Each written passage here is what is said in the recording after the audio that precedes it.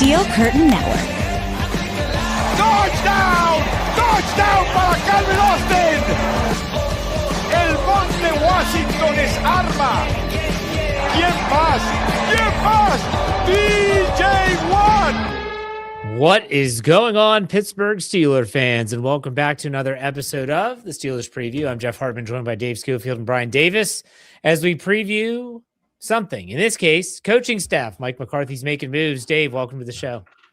Hey, it's nice to be back. This is my first show with both of you guys since I was not able to do the breaking news podcast. Yep. So this is the first time all together with the Steelers having a new head coach. All right. Welcome. Brian, how's it going? I am still frozen from everything happening in the Northeast. In fact, I just came in from putting down some salt since our school children have school tomorrow, and my wife wants to make sure nobody breaks anything outside of our house. So I'm frigid, but nothing warms me up more than Pittsburgh Steelers talk with my two friends. Shoot, your house, you need to wrap your kids in bubble wrap before they go anywhere. Or you're going to wind up in the ER.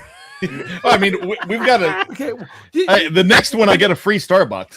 The Davis wing. Take a number because you know you're going to need it tomorrow anyway. He has a special number to call. Like the Davis wing is waiting for you. Yeah, it's a hot line. All right, we got a lot to talk about, and it's all based around the latest news around the Pittsburgh Steelers. You know, it's interesting. The Senior Bowl is going on right now in Mobile, Alabama. And normally, we are very accustomed, you would see whoever the GM was and Mike Tomlin patrolling the practice field, watching, paying attention to who's doing what. And this is when you would see outlets like Steel Curtain Network and others that would say, okay, who's meeting with who's openly talking with these players. It hasn't been that way this year. Omar Khan and Mike McCarthy remained in Pittsburgh. Andy Weidl's in Mobile because they have to fill out a coaching staff. Now, before we do that, Dave, I've heard you on multiple podcasts. I just want to ask you a simple question. Okay. Are you still a Debbie Downer about the hiring, or are you ready to talk about the coaching staff? Because you've been very down in the dumps this week, and I just want to make sure you're okay. The answer is yes. Yes, what? Yes to both. No, it's a David. I'm going to give to you with exactly what my daughter does to me when I give her options, but she doesn't do it on purpose. She just only pays attention to one of them, kind of like a Seattle has two losses moment. Which I thought was funny because Terry Bradshaw had one of those this past. That wasn't even close. I wasn't paying attention. TB12 is going. Yeah. But anyway, back to Jeff's question. Nuts. You are exactly right with what you said on Wednesday's Let's Ride. You are 100% correct. It's not Mike McCarthy's issue. The only way that becomes an issue is if we find out that he lied to get this job too, like he did in Dallas. Then it would become an issue. But it's not his fault. So I'm going to constantly be ticked and upset. I have been for a very long time. I've just tried to be a little bit quieter about it, but I haven't been. When I say long time, I mean seasons with the current Steelers team president. That is my issue. That will continue to be my issue. That's why I'm still having problems with this. But I really think that it doesn't mean that just because Art Rudy II didn't do the due diligence that he should have and made some decisions that he didn't, doesn't mean that this one can't work out. Because it's not that Mike McCarthy is a terrible coach. It's just, like I said before, if you listen to Pittsburgh Standard Time, the Steelers did. The question is, were they going to do the same thing to give you something different, or were they going to do something different to give you the same thing?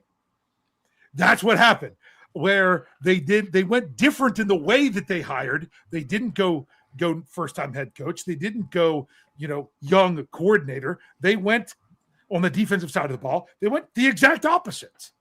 But it still feels like they're giving that it's the same philosophy that the Steelers have had the last several years that they're continuing forward on, that fans wanted something different.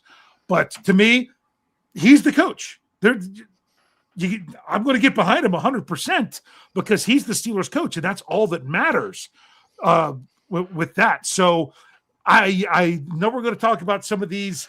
There hasn't been anything with the assistant coaches that I've been like, oh man, this is even worse. None of those moments yet. which is really what I'm looking for. All right.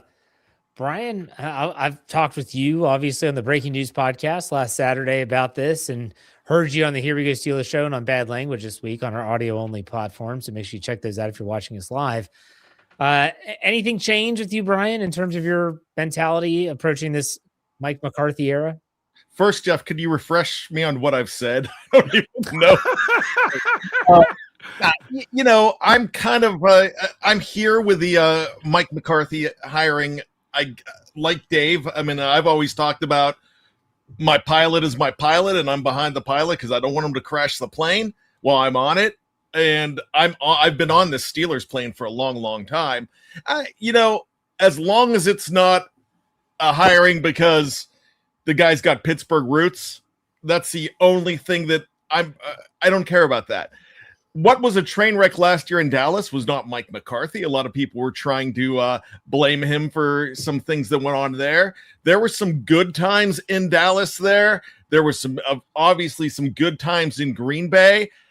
Then it's funny because I've watched social media, I've watched everything, and people are starting to warm. It's like right away, no, don't want this at all. And now they're trying to warm. And me, since I've been in acceptance mode for almost a week now, I'm at this point where I'm like, great. If it's true that Shula bombed the interview, which that could be people throwing that out just to make excuses. If that whole thing is true, then you kind of got to feel better about it. But I'm still a little bit with the thing that this Rooney, I blame for not, like Dave, I blame him more for not wanting to start over, not wanting it on his legacy. Because somebody got mad at me on the Q&A when I called it a selfish hire. I thought it was a selfish hire because of the fact that, he doesn't want to have to rebuild and have that put on his record. And that's kind of what it feels like. Now, after the press conference, after everything, I did fall asleep during the press conference just because it was kind of just ho-hum. There was no excitement and energy to it. But Jeff brought this up on our private chat. And yeah, the guy has a lot of heart and you want to root for him. And I think it's going to be fine. It's who you hire. And those names are starting to come in. And it seems like what's happening could be very palatable and could lead to hope for not a first round exit of the playoffs. It's a little different, but I do want to bring this up. I saw a video someone had taken. I don't know the account, or I'd give him credit, but someone took a lot of footage and they took news clips, or not clips, clips of video, obviously, from the Kansas City media when they hired Andy Reid, who was fired from Philadelphia. And it was very, very similar to what you're hearing in Pittsburgh after the Mike McCarthy hire. It's different. I looked it up. Andy Reid was 54 when he went to Kansas City. Mike McCarthy is 62. Andy Reid never won a championship in Philadelphia. He got them to one, but they didn't win. It was, there were stops on the way. Do you all see any parallels between those two, though, now that you think about it, Dave? I didn't think about it. Honestly, I would really need to break that down. I didn't think about it until I saw those clips. I would want to look into a little bit more, to see the parallels. Because right now, I still see the biggest thing the reason I called Coach McCarthy on this show last week, where I said it would be uninspiring, is that he's the offensive version of Mike Tomlin, is because think about it. Both of those coaches lost in the 2016 AFC Championship game. And since then combined, they've had one win. Mike McCarthy, they're like, oh, he had 3 seasons in a row of 12 wins. Yeah, but those only equated in one playoff victory over an 8-9 team. That was it. So you're kind of getting the same kind of legacy they're coming in. I'd have to go down and because I'm just not familiar enough with the Andy Reid stuff. I would have to look into that, but that is a really intriguing question. Brian, do you have a take on that? Not really. I will say that Andy Reid at 54, when he was hired by the Kansas City Chiefs, was still like 78 to me, because I don't think he's ever been young. In fact, I mean, I just think he was born like Wilford Brimley. And that's what I think about with him. If you remember the diabetes guy or the Quaker Oats dude. But no, you know what? I really, it's hard to go ahead and put those comparisons together because Andy Reid never won a Super Bowl. He was in Super Bowls, but actually in one Super Bowl, but never won one with the Philadelphia Eagles, then came over and was able to get things together with a pretty good franchise. I think the franchise comes into play that as much as you want to say that this has been mismanaged, it's still a historic and a solid, good franchise these days. It's just not reaching the heights that we want it to reach. So I think this hire could probably do some of that a little bit more and emulate the Andy Reid situation just because of it's a fresher look for the Steelers. When I say fresh, not young, but it's going to focus on offense, but with the hirings that they're going to make on defense, there's going to be no stranglehold from the head coach on the defensive side.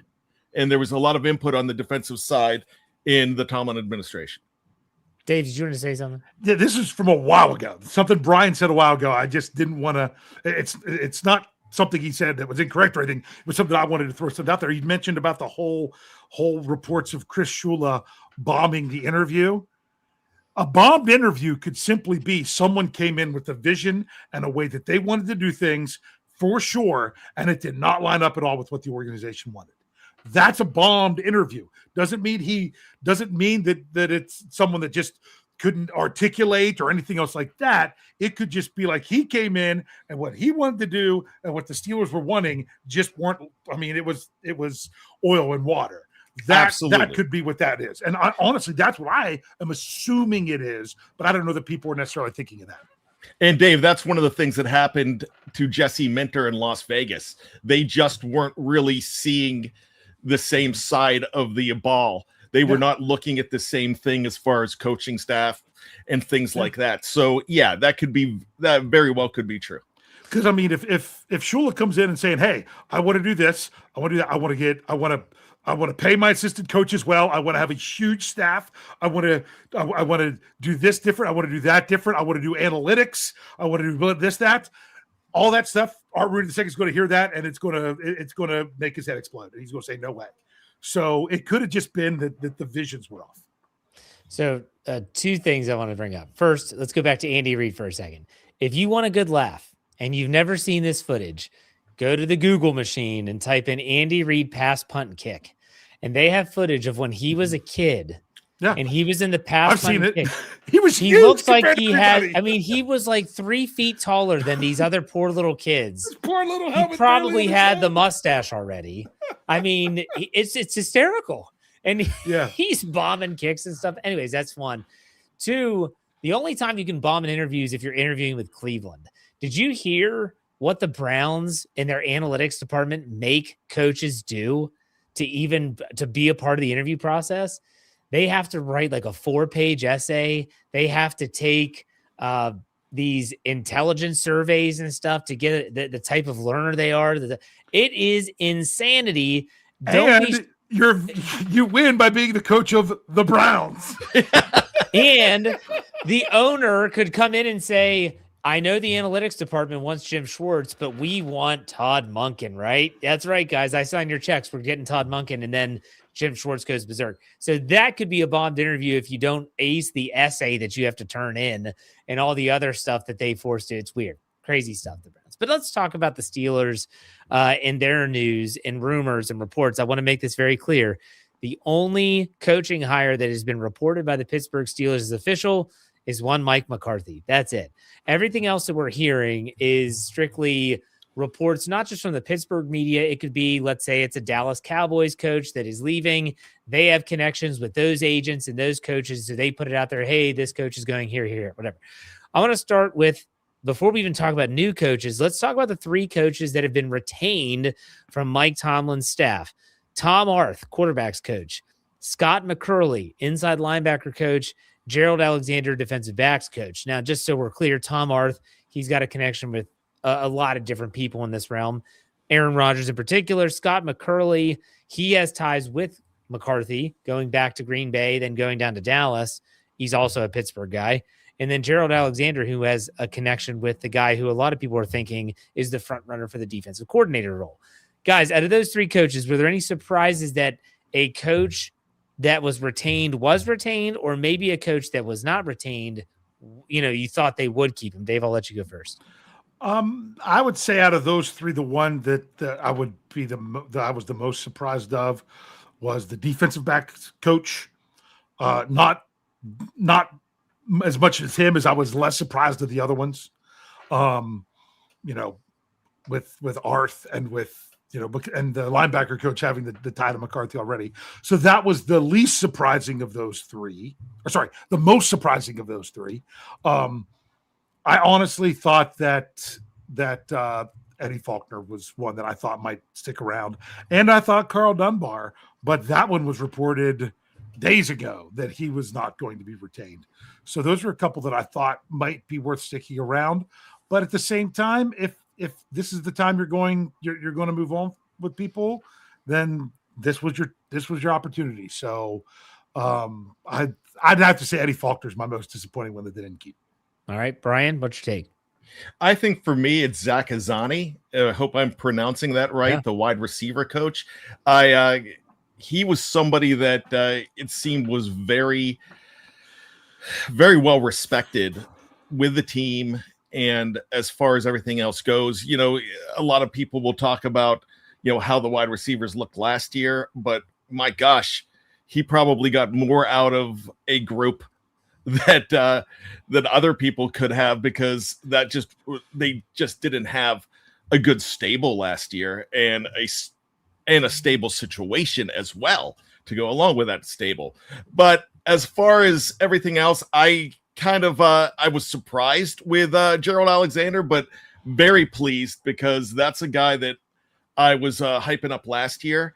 And I think where you're looking at here, I saw where some people didn't think he did a great job last year, but my gosh, he kept a unit together that was just, they were moving guys around in season.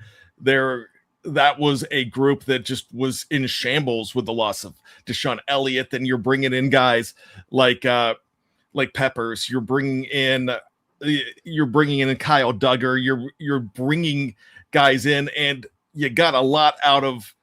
My gosh, you got a lot out of Brandon Echols last year, and I know he did. He had a problem in the Houston game, but he had some really good play from him this year to help get them in that position. So, as far as those assistant coaches go, I think those are the two biggest surprises for me. Let's also not forget Jimmy Pierre. Oh, yeah. That's what I was about to say. Yeah. You made James Pierre to be someone that you're just like, oh, please don't have to put him on the field, to a guy that's like, oh my goodness, he's hurt. What are we going to do? Yeah. Yeah. I'm not saying it's all coaching, but it has to have something to do with it. It has to. All right. So those are the three coaches that are being retained as of now that we have heard. Let's talk about the new coaches. Unofficially, because it's really funny just to do this. If you want to laugh at anything, Steelers fans, like I told you in the past, when I told you go to Over the Cap and where they messed up and they had Asante Samuel Jr. in like 2057. Yeah. Go to the Steelers website and go to the coaches page. It's literally Mike McCarthy. One person. Yeah. If you Google a name, you might be able to find an archived, like Zach Azzani. I wanted to look how his name was spelled. They still have it's archived. Like, it's not on the actual website, but you can still find it. So, all right. I want to go through offensive coaches first. This is what we're hearing, and then we'll get your take. So let's start off with Adam Henry. He was a coach with Mike McCarthy in Dallas. This was back when Amari Cooper was there, CeeDee Lamb's rookie year. He has time in LSU when Odell Beckham Jr. was at LSU with the Tigers. Most recently, he spent 3 years with the Buffalo Bills. This is the guy that's taking over for Zach Azzani that Brian mentioned. Then we have Roman Chinyang Sr. He is taking over from Eddie Faulkner as the running backs coach, but he was an assistant offensive line coach for Dallas. Interesting change of scenery, so to speak, there. James, is it Campen? I'm trying to think his name. I believe it's Campen. Campen, yes. I'm looking it up right. Yeah, James Campen. He was been out of the league for the last 2 years as more of like an analyst type role with teams. They got him to, I don't know if he retired, but they got him to come back. He has a long history with the Green Bay Packers and with Mike McCarthy. He actually followed Pat Meyer, which is weird. Every time Pat Meyer gets fired, this guy comes in afterwards. It's really hysterical. But still, he's reported the new offensive line coach. Then we continue. Jari Evans, who is interviewing supposedly for an offensive assistant coach position. He's been the Saints assistant offensive line coach the past 3 years.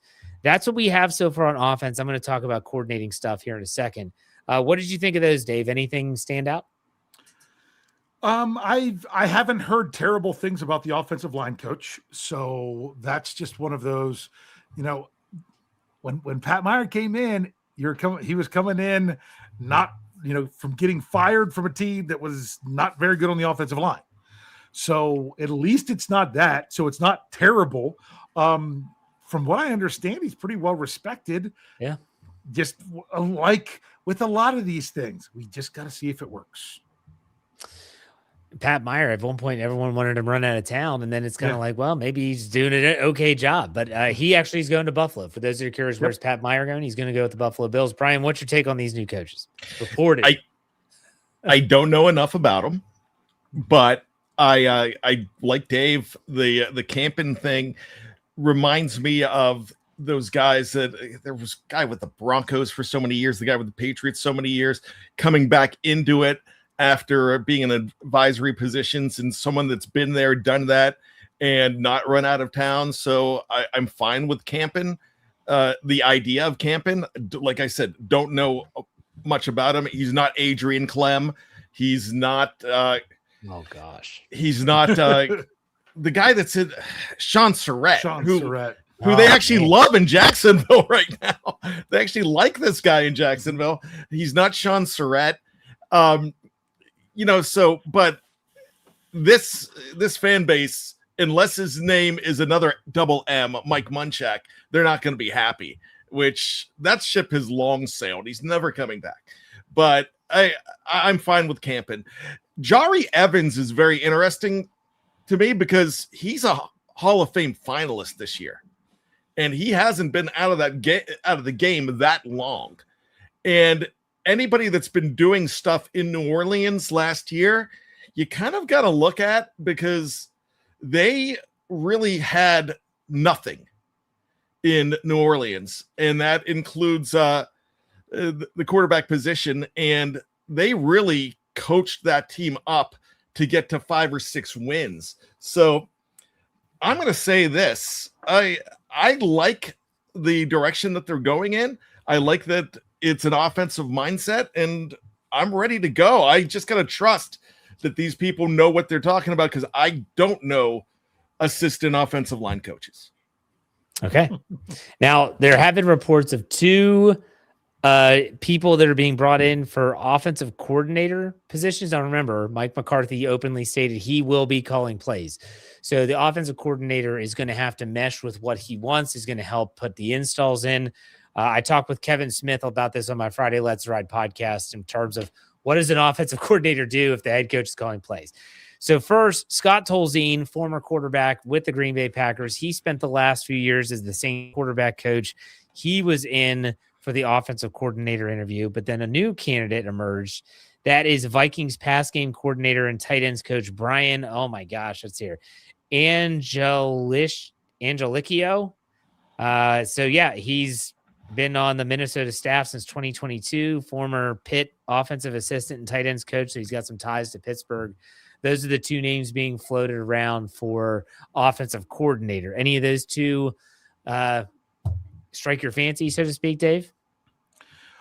I kind of expected somebody more like a Scott Tolzien, because, my goodness, KT Smith mentioned it on Monday on the Here We Go, the Steelers show, as somebody, because that's the kind of person that, a younger person that's coming on that would be willing to be a coordinator that doesn't call plays in order to kind of step up and step along in order to be it. The new one, I had not even heard of this until Jeff just put it in our Slack channel during our show. I hadn't even heard of the guy. Do you know how to say that, Brian? No, I didn't even see it in the Slack channel. Yeah, he just put Angelicious. Yeah. But I thought there was another name that was in there that I had in my rumor article, but I can't remember. Hold on, I'm trying to find it. Is it Van Pelt? Lunda Wells? Wasn't that? Lunda Wells was in Dallas. He was a tight ends coach. That he was expected to interview for the job as well. That's right. Okay. And then obviously Thomas gives us $1.99 and says Dave Schofield for OC. There you go. I could maybe figure out some blocking schemes, but probably not at that level. Brian, what's your take on all this? I used to use coasters on the floor in my room, of my living room, in order to try to determine blocking plays. So anyway, Brian, pass it to you. Your thoughts on the OCs? Yeah, the Tolzien thing, I'm definitely on board with that, and it's because of the play the second half of the season from Spencer Rattler and especially Tyler Shuck. I thought they did some very good things. If you look at the second half of the season for the New Orleans Saints, and I'm sure, and we've got a buddy here on the Fans First Sports Network, Wesley, that could probably tell us more about the offensive situation in New Orleans. But I thought Tolzien did a wonderful job, especially the second half of the year, with the way that team was playing, that New Orleans team, and they were putting up points too. Wasn't that the worst quarterback situation in the NFL going into the season? What, didn't he have the worst quarterback situation going into the NFL? The season? Spencer Rattler was their starter for the first half, and then Tyler. Who got hurt? Who was hurt? Well, Rattler was there, and David Carr left. Derek Carr. Yeah, that's what it was. He got hurt. Yeah. Okay. So I mean, they really turned it around. I think they got to 6 wins, if I'm not mistaken, and that's pretty good for a team that a lot of people thought were going to go 1-16 last year, and a lot of people thought that they were going to be in the Arch Manning sweepstakes until Arch Manning decided to stay in school. I kind of like what they did there, so I'd be on board with a young guy like Tolzien, especially on the offensive side. If McCarthy's going to be calling plays, then you have a guy that is able to work with the offense and study under a proven guy like McCarthy. Well, I'm Pickens, you big dummy. Like, I'm going to bring this up. Mike McCarthy has worked with some great quarterbacks in his time. I mean, Joe Montana, Aaron Rodgers, Brett Favre, Dick Shiner. That's a different level, buddy. All right. Got his card right up above me. I don't know if that was just a reference for Jeff or if he's trying to say that McCarthy is that old that he helped develop Dick Shiner. It could be both. We're talking dog years now, right? Okay. Yeah. The joke that did not land. All right, let's go to defensively. Not as much being reported defensively. Two gentlemen came in as the defensive coordinator interviews. Jason Simmons, who was actually drafted by the Steelers, I do believe, in the 90s, played for Pittsburgh for a while. He's been with the Washington Commanders. There were reports from Jeremy Fowler of ESPN that he was signing a contract to do what? No one knows. But then the big name is Patrick Graham, former Las Vegas Raiders defensive coordinator. He has been coming in. He's considered the front runner for the defensive coordinator job. Brian, I'm going to let you go first because you have some connection and you obviously have to cover and produce a lot of Raider stuff. What's your thoughts on Graham? I'm told that this is a done deal, that he is already signed as the Pittsburgh Steelers defensive coordinator. And I'm letting this fall on me. I'm not letting this fall on Jeff and Dave. I'm letting it fall on me if it doesn't happen. But this is what I've been told. It is already done, has not been announced yet. But I do know a lot about him because when I first started doing stuff for the Raiders, it was 3 coaches ago. Yeah. Josh McDaniels was the head coach, and Patrick Graham, who they call PG. PG was the defensive coordinator. And they had a pretty solid defense. They just weren't getting a lot done on offense. Now, I think the ranking was 14th last year. They have gone through a lot of changes. And what was told to me was that here was a guy, I know that he was looking at the Seattle, he was interviewed by Seattle 2 years ago. Then they brought in Antonio Pierce, who was interim. And Antonio Pierce is what I am being told, got the job because of, while he was interim, that Raiders defense was very, very good. And they had some, of course, you've got Max Crosby, who's all world. And they had Christian Wilkins come in and got hurt. And then something happened that he got himself basically fired. And he's not back in the league. There was some kind of behavior issue. But last year, and this was told to me again today, I knew about this last year because I do some work with Jacksonville too. And before Liam Cohen came in, Liam Cohen didn't want to have anything to do with the job because there was a general manager that was still keeping his job after all, and coaches didn't want to come in and take the job. They really wanted to have an offensive head coach because of Trevor Lawrence. They really liked what Liam Cohen did, but Liam Cohen was not going to come in. So this was basically to equate it to Steeler terms, this was a Russ Grimm situation where they had brought in Patrick Graham to take over as head coach, got a call from Liam Cohen, and the rest is history. Liam Cohen led the team to a 13-4 season. Patrick Graham went back to Las Vegas. So they absolutely love him. The players absolutely love him. I was told not one phenomenal, but 2 phenomenals. This would be for Pittsburgh a phenomenal hire from somebody that has covered him. So I'm being told it is done. Book it, talk about it, no problem. But that is what I'm being told. Okay. Dave, what's your thoughts? Oh, sorry. I'm checking out stuff coming through. That's good news that it's not Andy Weidel that's going to the Atlanta's GM job. That just came across. So that's nice. Yep. Although it didn't seem like he was getting a second interview there anyway. Back to this. From what I've heard, and Brian might be able to confirm this, just from rumblings and everything, I don't want to dive too deep on everything until I know that they're actually it. But with Graham, I heard the biggest thing that he does is he doesn't insist on having his scheme and his way and the players to do it. That he's somebody that takes the players that he has and adjusts the scheme and what they do around that, which to me is what makes a good coach. So I don't know if Brian can confirm that or not. I can confirm that, and I have heard that.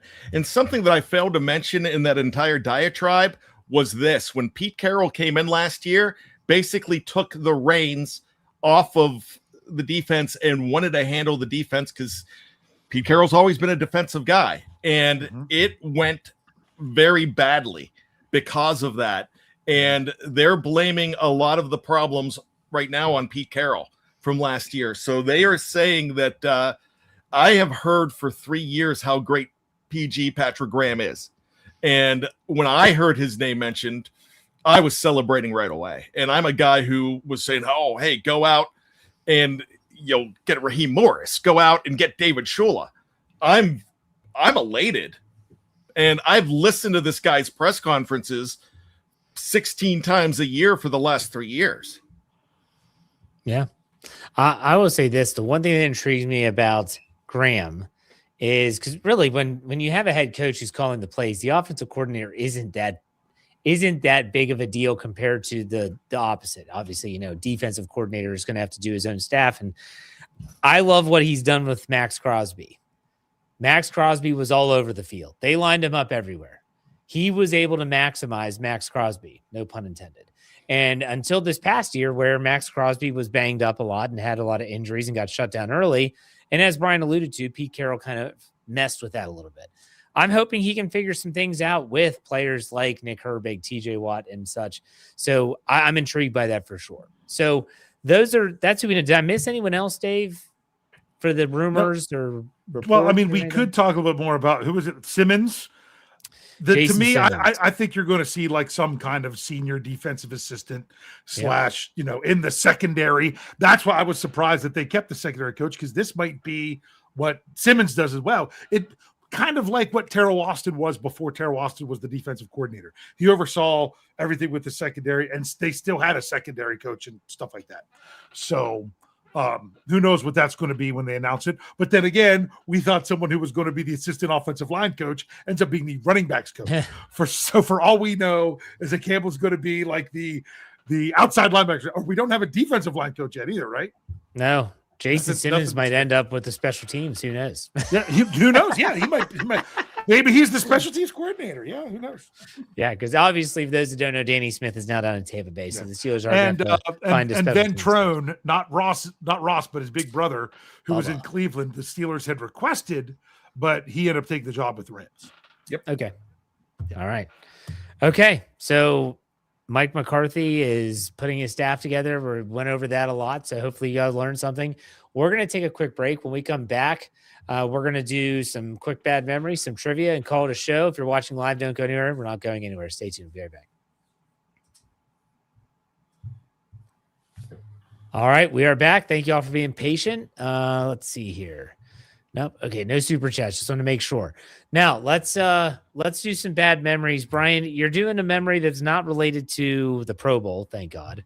And you're not doing anything with another AFC Championship game because that was last week. So you said you want to do something different. I'm gonna give you the floor. Go ahead.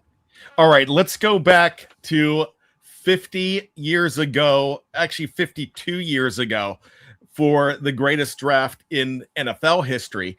And it's the Pittsburgh Steelers completely cementing their legacy on one 2-day weekend, January 29th and 30th. With this being the 29th, the Steelers did make some fantastic selections. In fact, they made 5 straight great selections. One is not a member of the all-time team, but was very, very good for this team. But on the first day, Lynn Swann was the first-round pick, 21st overall out of USC, Hall of Famer. Of course, the guy that was ticked off, that thought he should be the number 1 pick of the Pittsburgh Steelers, was Jack Lambert, the second-round, 46th overall pick. He was very angry about that, but he's also a Hall of Famer as well. In the third round, the Steelers took a guy, Jimmy Allen, who was a very good corner and defensive back for this team, but ended up going to the Detroit Lions. They just didn't have room with everybody that they had there. I'm talking Glenn Edwards. I'm talking, of course, JT Thomas, Mel Blount. They had a lot of guys there in that defensive backfield.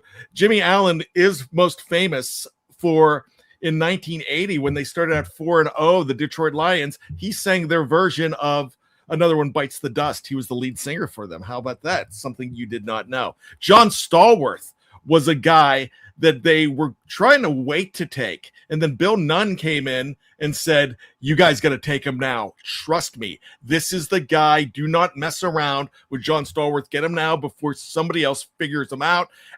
He was an HBC player, and Bill Nunn specialized in those historical black colleges, and John Stallworth came in and did wonders. Mike Webster as well. Mike Webster, 125th overall out of Wisconsin. Not to mention, I got to also mention Donnie Shell was not taken in that draft, but he was an undrafted free agent out of South Carolina. So, or South Carolina State, excuse me. One of those. Something in the South Carolina area. Yeah. State.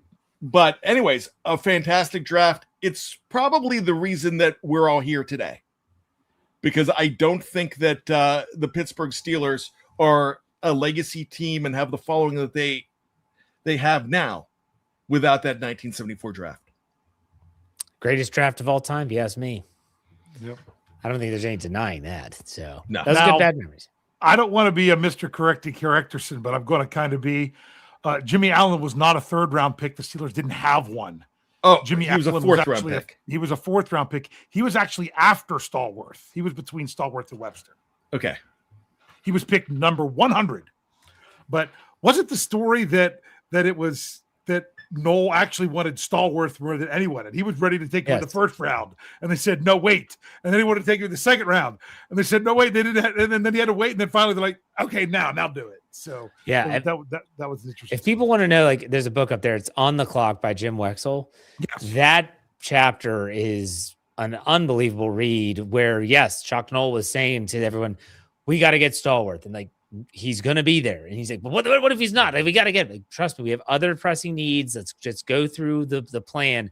And they got them both. So I read that Bill Nunn had a lot to do with it. The pound of the table. Oh, yeah, he's the whole reason. Well, no, he's the whole reason that Noel knew about it. Noel wouldn't have even known Bill about Nunn him. was the one saying, look, no one else even has any idea this guy, what he can do, because no one else was scouting those. And Noel saw that. He's like, he's too good. He's got to go in the first. And Bill Nunn's like, no one else knows about him. They're like, be patient. We don't need to draft him right away. Yeah. No. And then he's like, now. So so that's On the Clock by Jim Wexell. So make sure if you've never read that book, just some phenomenal draft stories. Yes. And if you've never read his book, Palomalu, the first chapter or the preface, which is all about Troy's draft story and how some unknown scout at the time basically saved him and made them take him when they did. It's remarkable stuff. Go read those books.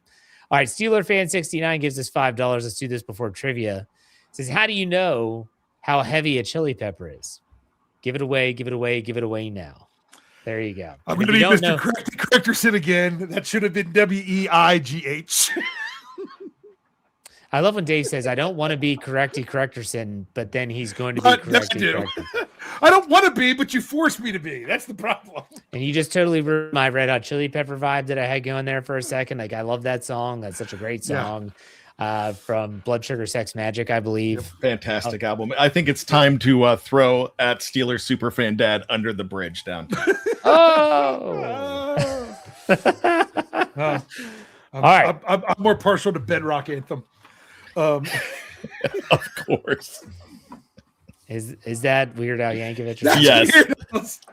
I've never liked that guy. I have never liked that guy. I remember as a kid, he was doing stuff. I was like, this sucks. Anyways, it's a mashup of Give It Away and Under the Bridge. So Dave's getting the best of both worlds. Yeah. So, or the worst of the. But anyways, go ahead. We ready for trivia? Yes. Okay. This topic this week was one of several that I'm probably going to do from Nicholas Gabriel. Sent this one to me. Love the topic. So this is what we're getting. You ready? This is called, well, with a little How I Met Your Mother reference to it. This is Steelers re-returns. Okay, this is the infamous re-return. Players that played for the Steelers left and came back. That is our topic tonight. Who won last week? Was it Brian won last week, right? Did. Yeah. So Brian, it starts with you. You know what? We're going 1,000. Holy You're going 1,000. Okay. All right. If you really want to. Here we are. All right. So we're doing the white paper thing again. Okay. This Steelers third round pick played 4 years and then landed in Chicago for 2 seasons before returning to Pittsburgh for 3. The same number of touchdowns he scored in his first 4 NFL receptions. Me. Jeff. I'll just take a guess. What the hell? Who's Matt Spaeth? That is correct. That had a double trivia thing to it, where because I don't know if people realize that. And his 3 of his first 4 catches for Matt Spaeth were touchdowns in 2007. Did you know that, Brian? Yeah. After the fact, no, you beat me to it. And I remember him with the Bears, but I don't think I would have gotten that. Yeah. Okay. Jefferson Hartman, nice job. I would have needed about 3 minutes probably, and I think I would have come up with it. Yeah. All right, let's go 400. 400, okay. So Jeff's already got 1,000. Good job, Jeff. All right, 400. This Steelers second round pick left for Washington after 4 seasons, only to return 4 years later for 1 Bink. season. Oops, Nope, sorry. you don't get it. Sorry. Now Jeff gets a chance. He didn't catch any more TDs in his return, but he did throw for 2 more. Oh, jeez. Me. Jeff, Who is Antoine Randall? who is Anton Randall? It's under protest. No, know- Jeopardy rules. Until Ken Jennings or the late great Alex Trebek, or even when it was Mayan Bialik, was whoever doing it. Ken Jennings can suck it until the question was over. What's that? Ken Jennings can suck it. Aaron Rodgers should have been the host. No, but if you hit the button before, it doesn't count if you do it before the question's done. But I knew the answer. It doesn't matter. We went over these rules. All right, here we go, Jeff. The board is yours. Does he lose points there too? No. Oh, okay. He Because just if couldn't not, use it's it. Just trying to give me the list points. because if Just not, trying it's to put me away. if not, it's game over. I can just sit here and be quiet the rest of the time and let him do it. No, don't worry, Jeff. You got more of these. You're good. All But right, I knew the answer, so I'm counting it. No, you've got to. You Let's have go to On my scorecard. all right, let's go 600. 600. 600. Here we go. Okay. This Steelers 5th round pick played 11 seasons in the NFL, where he made big plays in 10 seasons with the Steelers, with 1 year in Arizona sandwiched in the middle. Me. Beep. Jeff, Oh, jeez.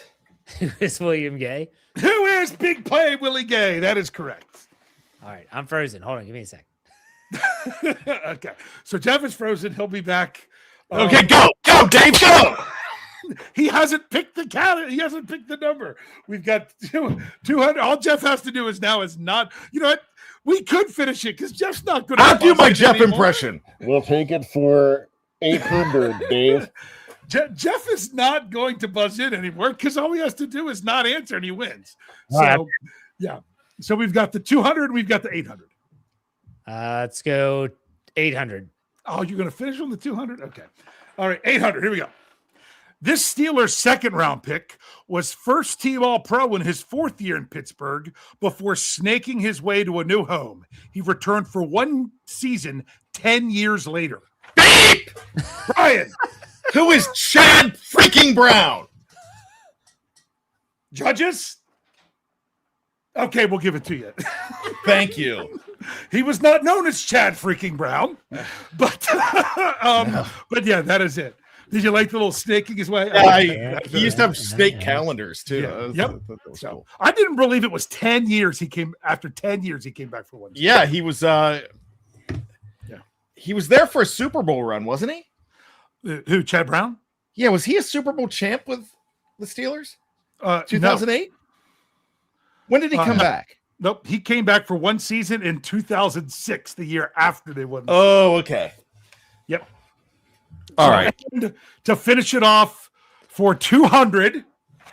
I won 1,000, Dave. Unfortunately, you didn't get that one. All right, here we go. 200. This Steelers 4th round pick won 2 Super Bowls in Pittsburgh. He almost missed playing in a 3rd by joining the Detroit Lions, but made it back after only 1 season. Burp. Brian. Who is Larry Foote? Who is Larry Foote? That is correct. So the final score ends up with Brian 1,000 and Jeff 2,000. Yeah. If it makes you feel any better, Brian, even if you would have got the Randall question, Jeff still would have won. Doesn't make me feel better.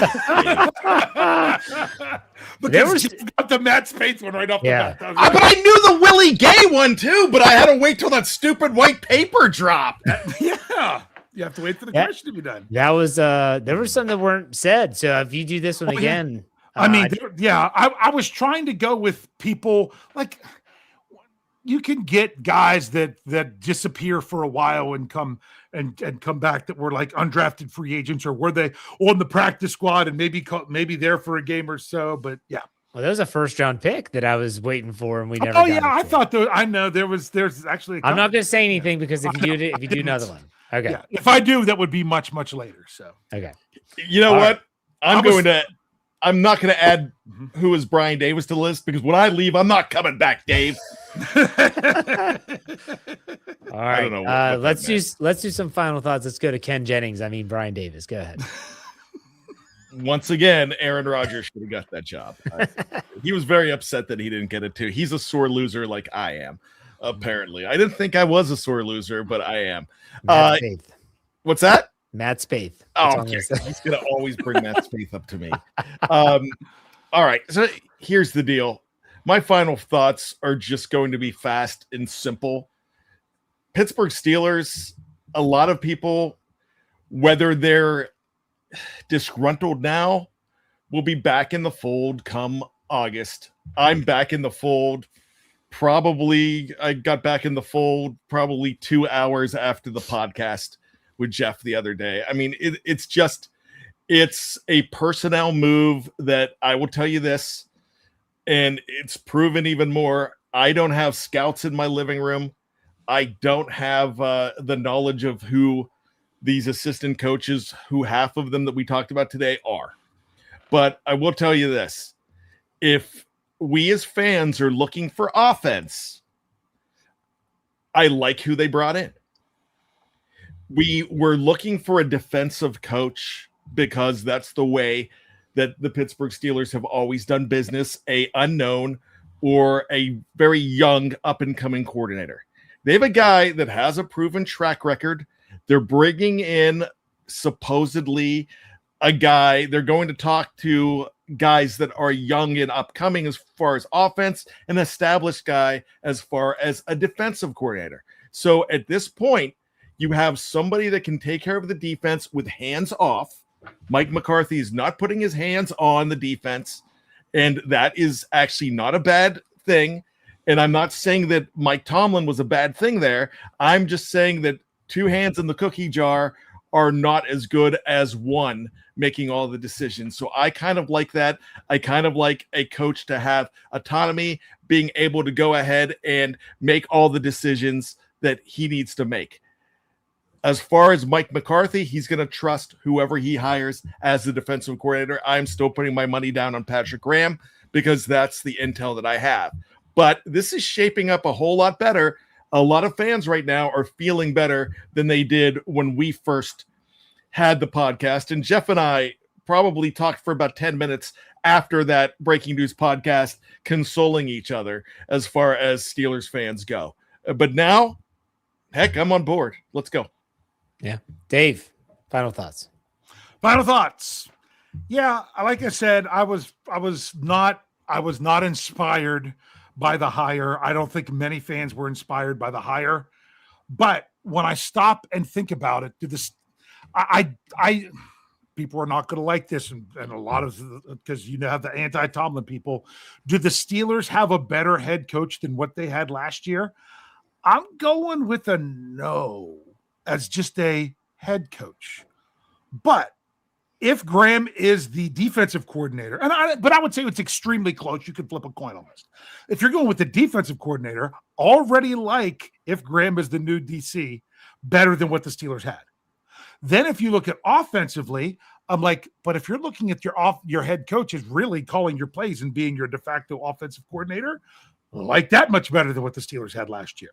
So there's plenty to like, and you can, Steelers fans, you can get excited about this. I think there is some exciting things going on with the coaching staff that could really bring some positive things with the Steelers. But then you got to turn to build the roster as well. So it's not all doom and gloom. It's not, especially if you're going to let Coach McCarthy hire some of these people that you really want to have, and that you're not going to be handcuffed with how much you're willing to pay your assistant coaches and things of that nature. I want them to fill out a full staff. I would like them to have more of a staff than what they had in the past, or to be permitted for that. So therefore, now it's as the process is getting rolling and you're getting more information, I'm now feeling better about how things could be. Was it what I thought it was going to be? No. Could it be better than what I even thought for this coming year? I sure do hope so.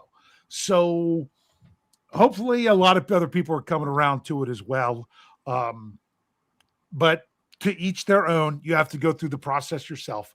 But I think I'm starting to get a little bit more excited about the Steelers' defense if some of the things are true about some of the coaches that I'm hearing about maybe they can then become what some people thought they could have been before.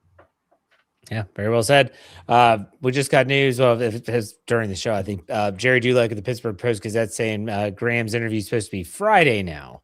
So that may be why we didn't hear anything today. So we'll keep tabs on that. I want everyone to check out steelcurtainnetwork.com. We've got the tracker there. Dave does that for us with this roundabout thing. And we're trying to get all the news, the future reserve signings, all of it, all in one spot, one-stop shop, steelcurtainnetwork.com, totally free. Go check it out. Also, check out all of our audio-only podcasts. Wherever you get your podcast, search Steel Curtain Network. But that does it for us. Another Steelers Preview podcast. Dave, why don't you send us out like you always do? Hey. We'll see you next week, everybody. Take it easy.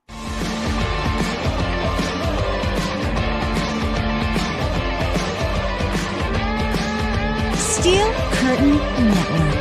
Get it. Everybody else gets a little tight.